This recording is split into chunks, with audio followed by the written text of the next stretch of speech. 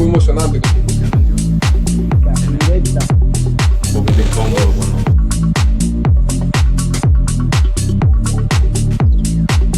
it's been a box of mixed emotions. So I know Riss came in and talked to you guys about what we received, which is an unbelievable amount of great talent, and we're looking forward to working with these guys.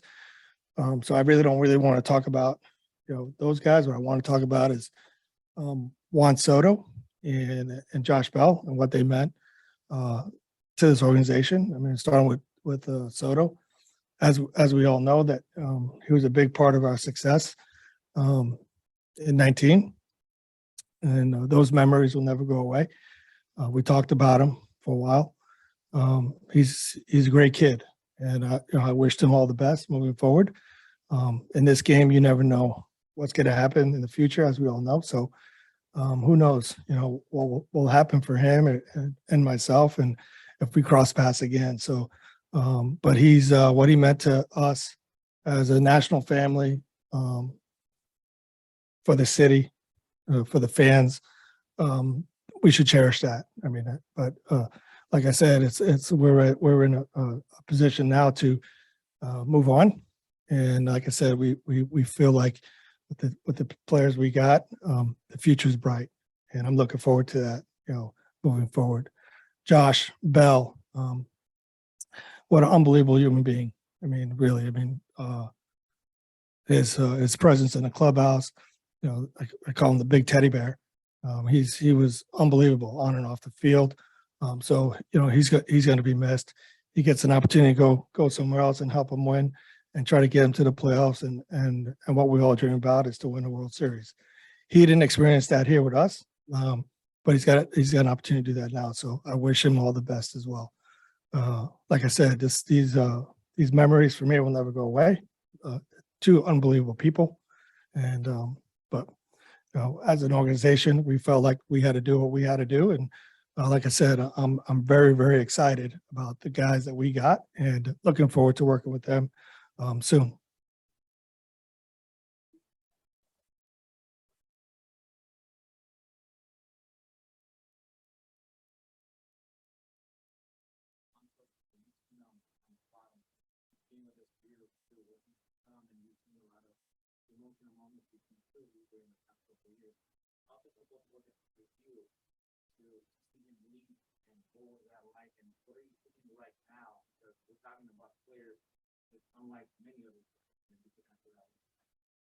Well, I'll answer in English first, and then, hey, look, Juan, like I said, I've known Juan for a very, very long time. I can remember the first time I seen him, we brought him out for a spring training game, and the first pitch that was thrown to him, I think he swung at a 55-mile-an-hour slider in the dirt. And I thought, oh, there's a young kid that, he stepped out of the box, shook his head. The very next pitch, he drove the ball left center field for a double. And I said, whoa, that's a little different, and then we brought him back up, and almost a similar thing. He worked a good count. He drove another ball to right center field for another double. And right since then, he grew on me, and I said, hey, if you can learn how to take your walks, and I said, your swing's good. You got a chance to play here. He said, oh, well, I can do that. And sure enough, as we all know today, what he has become. And so he's just like I said, he's just an incredible kid that matured really, really fast. As we all know, he taught himself how to speak English in a very rapid time, because he didn't want anybody to speak for him. He wanted to speak for himself. So that's pretty incredible. So he's just like I said, he's one of those kids that we all know what his potential is and what he's going to be. And I'm just fortunate enough to have him for the period I've had him, and get to know him at a young age and watch him grow when he was here. Para mí, con Juan, yo no sé cómo se dice, cómo lo quiero tanto.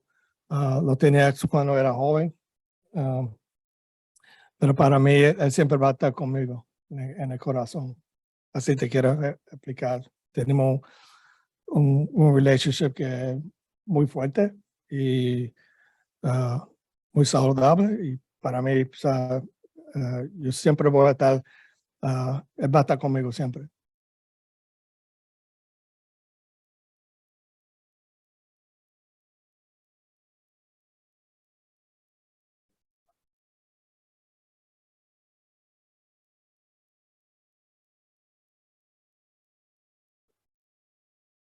You know, they're really all tough. They really are. I mean, like I said, I build these relationships with these guys.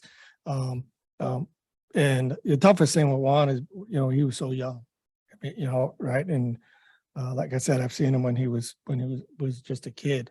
But they're all tough. I can't. I mean, there's not one favorite one. I mean, they're all my favorites. But once again, like I said before, we've shared some unbelievable memories that I'll cherish forever. I wish him the very best. Tell him how much I appreciate him and what he does. Um, but the one thing I want him to understand is that when he goes over there, he says, "You make that team play up to you."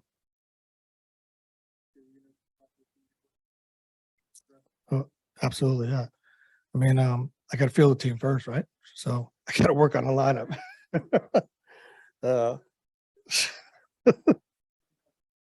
yeah, yeah. And I'm gonna talk to him at what time's this thing over? 6:02, probably 6:03. We talked for a while. He's got mixed emotions. He really does. I mean, he loved it here. So it's tough for him.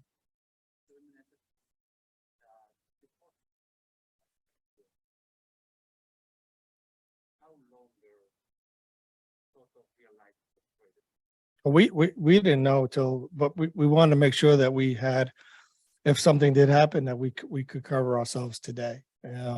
So we started making preparations just in case something did happen, which it did. But we had to make sure that, like I said, we needed to field a team today, if in case we started losing players in a trade. So yeah, we had to get these guys here, and obviously something did happen. Like I said, the deal wasn't finalized till a little while ago. So it gives Joey's had an unbelievable year this year in AAA in Rochester. So it gives him an opportunity to come up here and continue to do what he was doing down there in Rochester. So I'm looking forward to watching him play. The same thing with Joshua Palacios that we brought up. He's going to play the outfield for us.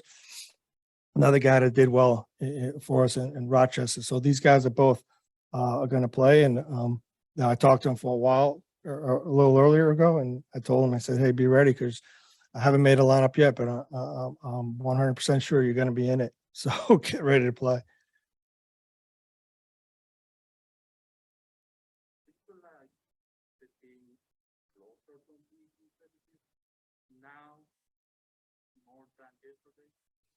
I feel like what we did is going to definitely help us get in the direction that we want to go, and that's to win another championship. No doubt. I mean, I watched these guys on video, and they're all got potential to be really good. I mean, some of them really got potential to be, future all-stars. So like I said, on one hand, you're sad to see the guys go. On the other hand, I'm really super excited to get to know these guys, start building these relationships, and get them going in our organization. So, I've said this before, with some of the guys we got down in our minor league system, adding these guys now, the future is bright. It really is, and I'm really excited about that.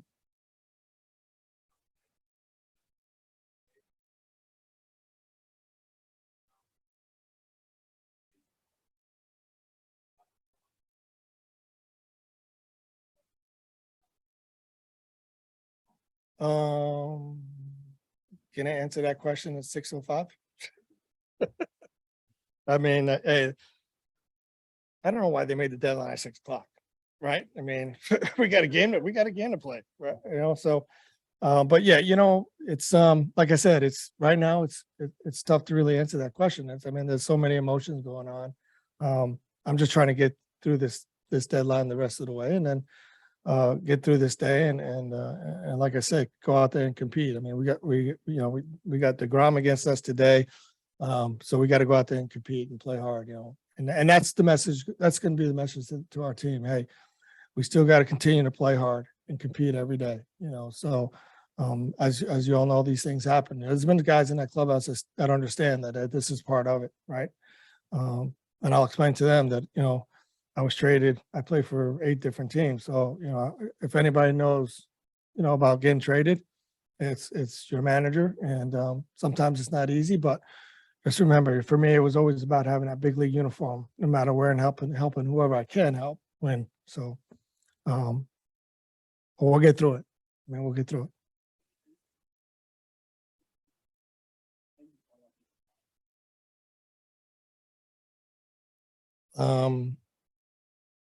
I'll tell you what I did. I did this.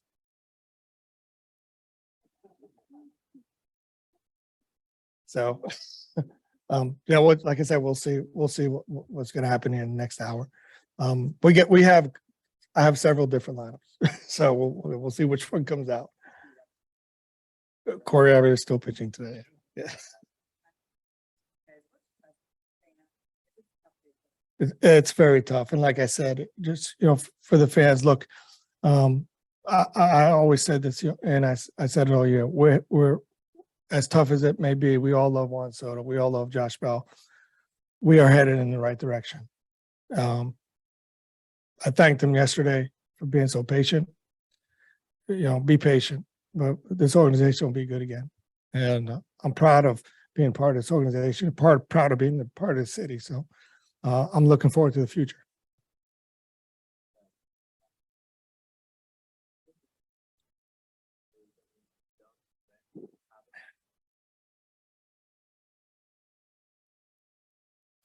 I think back a lot about, after 19, we had the pandemic in 20, right?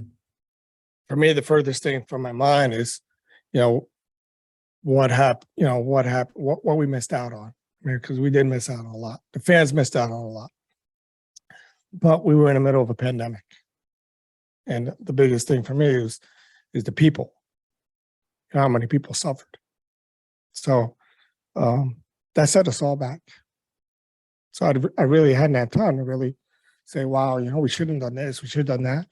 No, I worried about the people.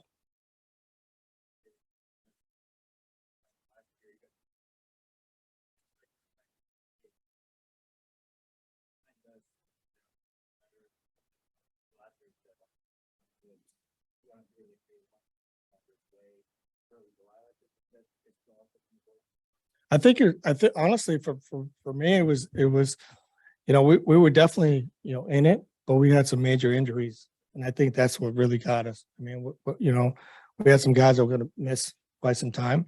And we felt like in order for us to catch up, we had to do a lot of different things. And, so we decided to do something else, and that's to build for the future again. So, we're here. This is where we're at. Like I said, we're in a different chapter right now. So we just got to continue to push forward, stay positive, and stick to the process. And that's the biggest thing, is that we got to understand this is a process. And we got to continue to look forward to what we're trying to do, and that's to put together a winning organization, not just for 1 year, but for many, many years.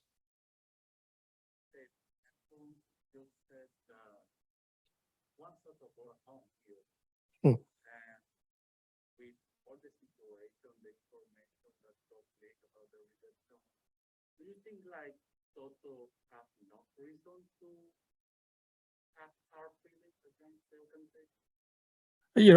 I like I said, I think Juan has a lot of different emotions. He did buy a house here, so obviously he does like it here, right? I mean, you wouldn't buy a house somewhere where you didn't like. So for him, he's got a lot of different things going on in his head. But like I said, he's getting an opportunity now to go do something that he's done before and help a team win the championship. So I think for him, he needs to understand that it's nothing that, look, we love him, right? I mean, I told him that from the beginning.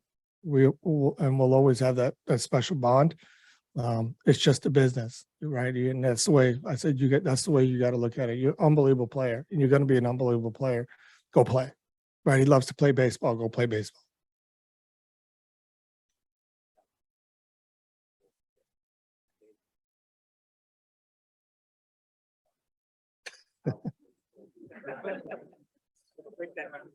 Thanks, Mark.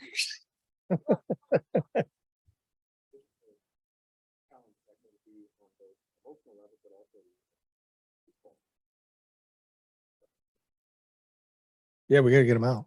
I mean, that's so we got 10 days though. I got 10 days to think about that. So right now I'm worried about today and trying to get through today. So, but yeah, that's I haven't even thought about that lineup yet.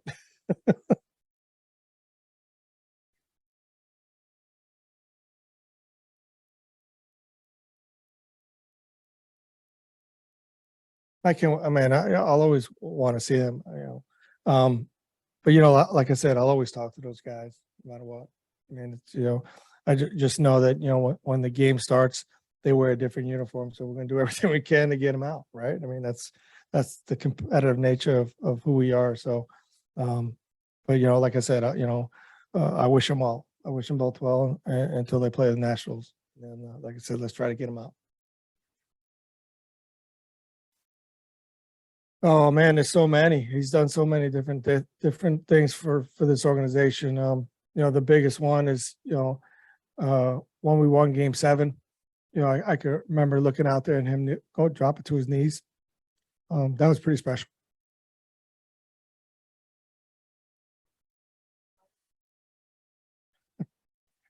I still am emotional. Yeah, yeah, it was tough. Yeah.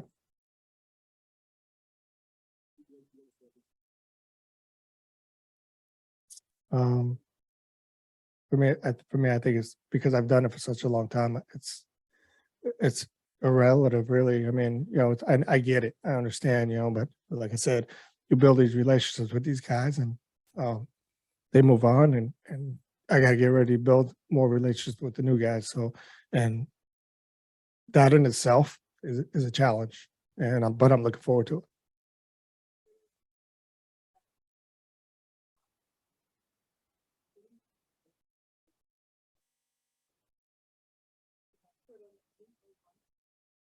Yeah, I think it's for him and I, it was about that special bond. Like the first time we talked, and he was learning, really learning English. Uh, I told him, I said, I want you to, I'm going to speak to you in Spanish because I want to get better, but you're going to speak to me in English every time you talk to me. So he did that, and we've always had that relationship where we can do that. I could push him a little bit when I needed to. He could come and talk to me about anything, family, whatever, So it was, it was definitely a special relationship I had with the kid because he was, like I said, I talked to his dad a lot, and I said, I know by birth he's your son on the field. He's my son.